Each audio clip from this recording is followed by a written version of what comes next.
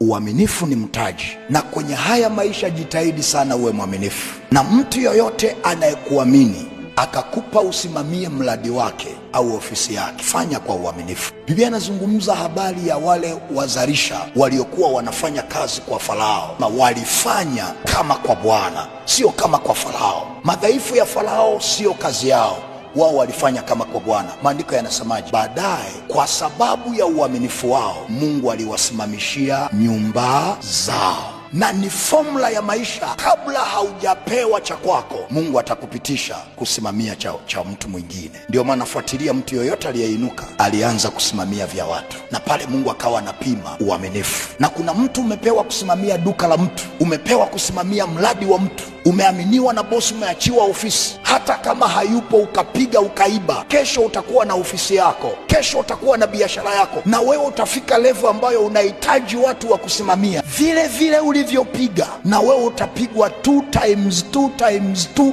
times 2 times 2. Na kwa sababu utakuwa umesahau tena, hawa watu waliokuwa wanapiga ndo wanakuwa na kelele na midomo mirefu.